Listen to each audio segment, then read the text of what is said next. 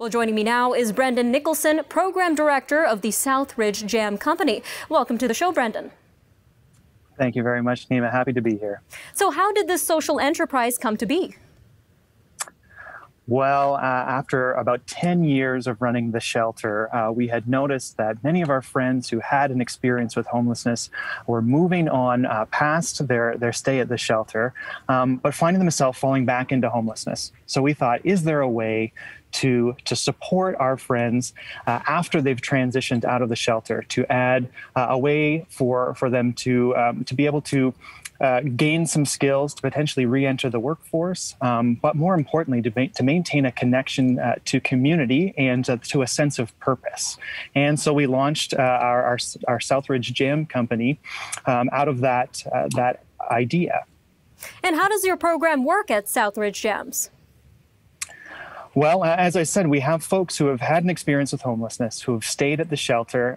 We tap them on the shoulder as they're exiting their time at the shelter itself, and provide them with the opportunity to join us in a 6-week program. During that 6 weeks, they're able to gain some work skills and to learn some things about the process of actually making a product in the kitchen. And like I said, also tap into this sense of purpose, an opportunity to contribute to something bigger than themselves.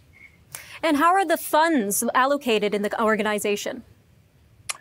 So as with any small business, the first hurdle that we have to overcome is sustainability. So that's where we're really working right now, to build our company to the point where it is sustainable and can become quite profitable, and really looking forward to the opportunity to be able to contribute all of the proceeds that we'll see back into the operations of the Southridge shelter. Would you be able to tell us how long this program has been running and how many people this program has helped so far? Yes, so we're just wrapping up our 5th season, and it certainly looked different than the seasons before it.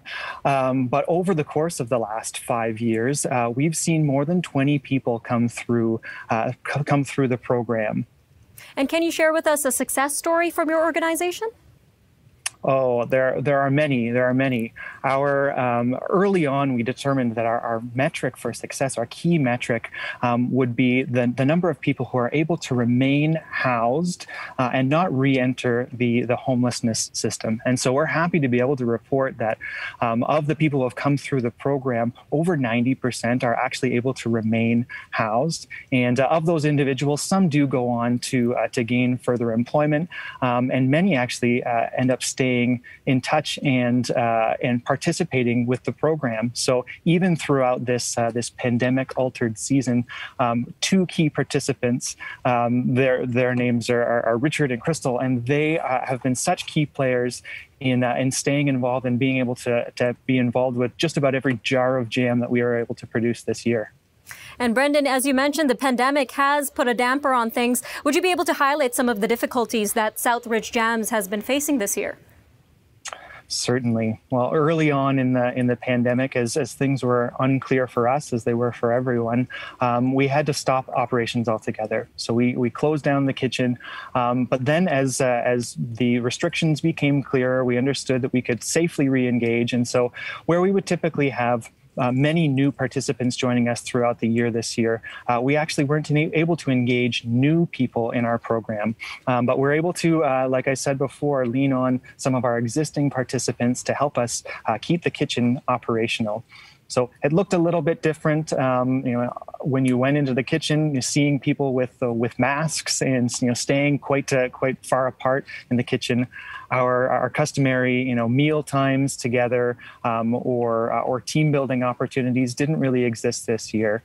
But we understood as participants and volunteers that we needed to put in the hard work so that when we can re-engage people safely, there's something for them to re-engage in the future. All right, Brendon, thank you again for your time today.